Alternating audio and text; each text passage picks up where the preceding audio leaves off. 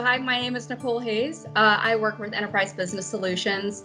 I do organizational change management and project management for internal initiatives, and I identify as pan.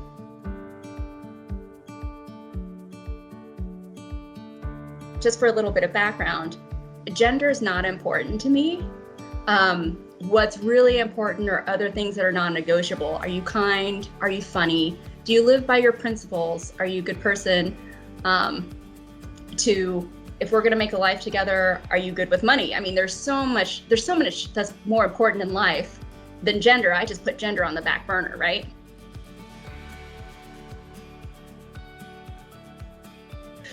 I knew young. I knew when I can remember 8 or 9. And growing up, but it was something we never addressed, right? Like, I never brought it up. It wasn't a thing.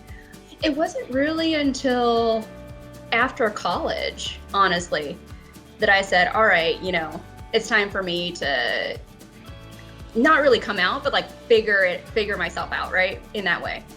Starting like an adult life and a professional life in the early 2000s, it wasn't like today where everybody's kind of super open and has a lot of options. You still weren't sure. Gay was still a slur back when I was growing up. There were still rumors that you could get AIDS from sharing a sandwich. So it wasn't quite the same back then. I would say that I definitely told my younger, cooler cousins, right, to start off with. You start with your safe space, you start with your circle. But it was always kind of something, being pan, I didn't really share a lot with my family because of that, because they were like, oh, when she grows up, when she meets a nice guy, she'll settle down. And it wasn't until I was actually engaged and going to get married that my family thought, oh, this is serious.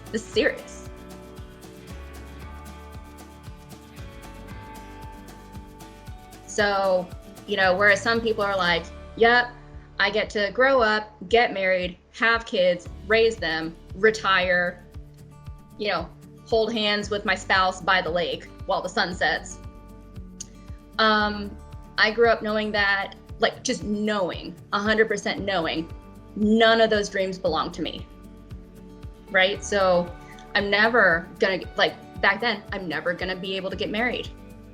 And because of that, I'm not gonna be able to have kids or a family, which means I might as well just, not worry about saving for a house or for my kids' college fund, or, I didn't get to have the same, I didn't have the right to have an equal life to other folks, if that makes sense. And so you're forced to ask yourself all of these hard questions, and you're forced to just know that no matter what you do, you're charting your own path.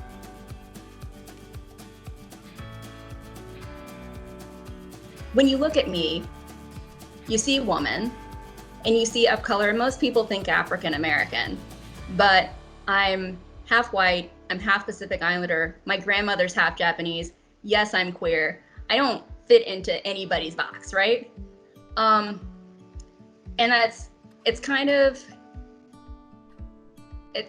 it's a double-edged sword, because I've definitely had to navigate my way through the world, understanding and reacting to people's perceptions of me, which I know are not the real me.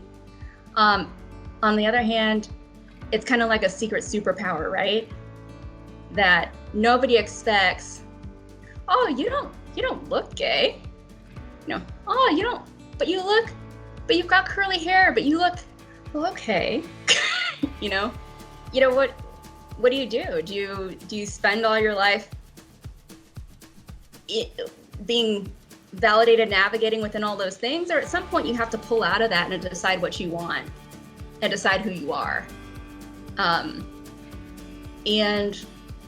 I've definitely been in situations where I'm like, I am never going to change that person's perception of me, no matter how authentic I am. I'm going to need to walk away. That self-knowledge enables you to make those decisions about, do I want to stay in this situation? Do I want to walk away? do I want to fight this fight? Or do I want to maybe handle things a different way? And so you have to be a lot more deliberate, but you also get a lot more freedom.